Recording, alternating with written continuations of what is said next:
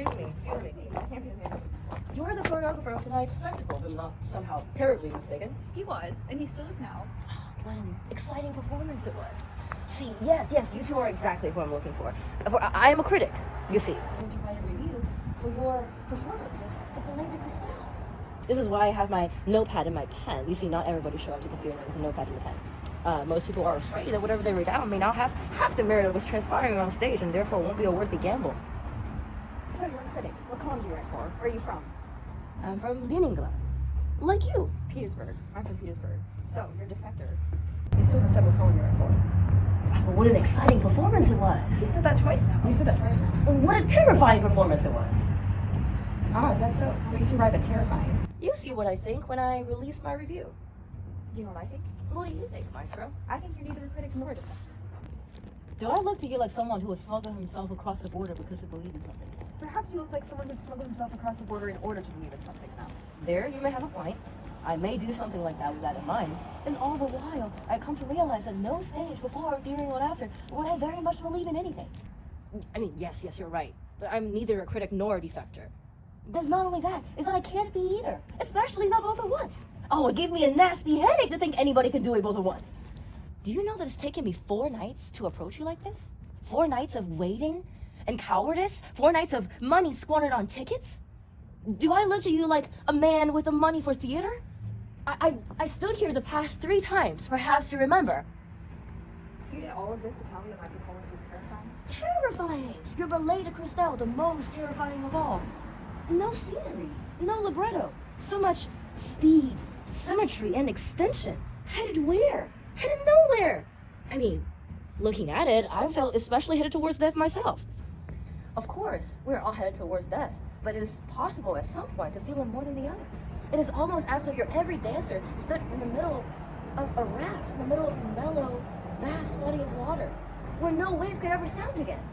Where every movement have to be counterbalanced and negated so as to not tip the entire apparatus. How could something whittled to such beauty in the name of preserving itself, make one only think of death?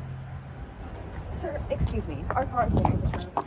Sir, you are not afraid of death. You are afraid of beauty and of progress and of all things of which only a masochist is afraid.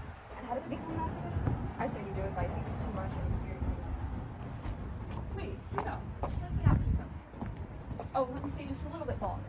Besides, I know right when we get to dinner I'll have to talk with all of your friends, and I don't have any friends. Go on, I'll grab a cab and catch up. You've had everything to tell him.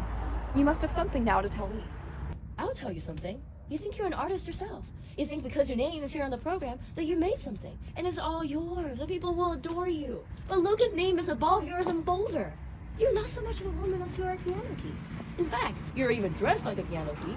I think he did that part on purpose. And actually, when you get old, when you get half as old as him, you'll find another piano key, one better polished, with a waist 3 inches narrower than yours, who could do 3 more consecutive turns. Yes, you're right. Maybe he will still adore you. Maybe he adores you even now. I bet he's still in the car making the driver wait for you. But you're never gonna be him. You understand? I don't want to be him, and I won't be him anymore if I get in a cab with you. Of course you won't. But we can still pass this car together and laugh at him through the same glass. Look, you're shaking. Either you're cold or you're furious. I'm always furious. It makes for delightful proof that I am not a piano key. No, you're furious because I've thought less and created more than you. Isn't that a scam? And if there's no spiritual afterlife, if it's all just this right here, I've done it at least partially right, and you've done it entirely wrong. You're waiting. You're stuck. What are you stuck for? You couldn't say. You're furious because you wish you could envy that crystal palace with your whole heart. It'd all be easy for you then, but you can't. And worst of all, you've got nothing to choreograph in its place.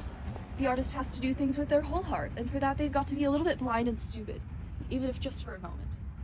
You're right. He's waiting for me in the car. And if I were you, I'd slip back into whatever hole in the ground I came from, and I wouldn't come to the theater anymore.